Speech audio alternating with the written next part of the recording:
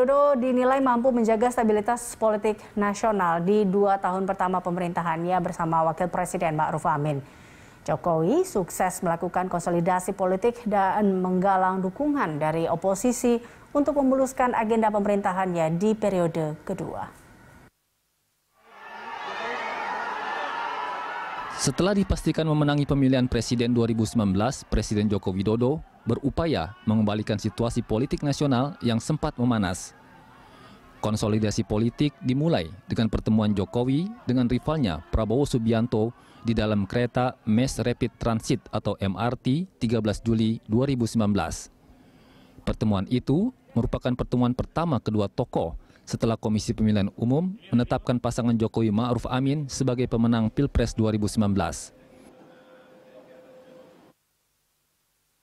Turunnya tensi politik nasional semakin terlihat ketika Prabowo dan Sandiaga Uno menghadiri langsung pelantikan Jokowi Ma'ruf Amin di gedung DPR 20 Oktober 2020. Saat membuka pidato pelantikan, Jokowi secara khusus menyapa mantan rivalnya tersebut yang disambut salam hormat dari Prabowo. Puncak konsolidasi tercapai ketika Presiden Jokowi akhirnya mengumumkan nama Prabowo Subianto masuk Kabinet Indonesia Maju sebagai Menteri Pertahanan. Bergabungnya Partai Gerindra ke tubuh pemerintah semakin memperkuat dominasi partai koalisi pemerintah di DPR. Tercatat, partai koalisi pemerintah menguasai 427 kursi parlemen sejak bergabungnya Partai Gerindra. Angka itu belum termasuk 44 kursi dari Partai Amanat Nasional yang baru-baru ini resmi mendeklarasikan diri bergabung ke pemerintah. Dominannya kekuatan pemerintah di parlemen membuat kepentingan eksekutif dapat lebih mudah diakomodir. Sebut saja pengesahan Undang-Undang Cipta Kerja dan Undang-Undang KPK yang dengan mudah disahkan meski ditentang banyak pihak. Jokowi juga hebat karena dia mampu mengonsolidasi semua kekuatan politik yang ada di Indonesia sehingga sangat minim potensi-potensi gejolak seperti yang terjadi pada awal-awal 2014 ketika jadi presiden. Ini tentu kita tidak bisa menafikan bahwa ini dua variabel yang bisa dijadikan sebagai satu prestasi di 2 tahun era Jokowi. Kalau mau ditambahkan sebenarnya soal penanganan pandemi. Meski mampu menciptakan stabilitas politik dan mengamankan kebijakan, masuknya Partai Gerindra dan PAN ke koalisi membuat semakin lemahnya check and balance di tubuh pemerintah.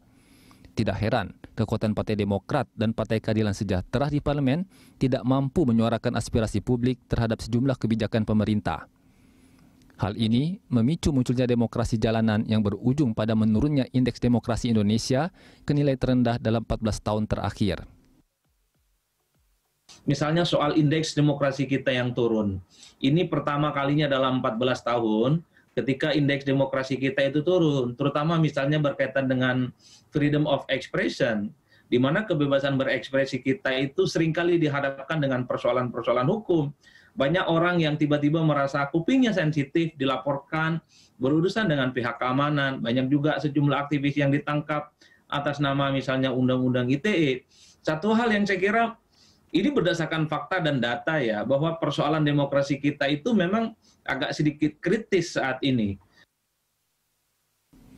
Permasalahan kebebasan berekspresi yang kerap berhadapan dengan hukum masih menjadi catatan di 2 tahun pemerintahan Jokowi Ma'ruf Amin. Penyampaian pendapat melalui mural dan poster di sejumlah lokasi membuktikan tidak adanya perwakilan di tubuh pemerintah yang bisa menyuarakan keresahan rakyat. Hal ini perlu ditangani secara optimal di sisa pemerintahan Jokowi. Glenn Joshua, Satria Eko Atmojo, Berita 1, Jakarta.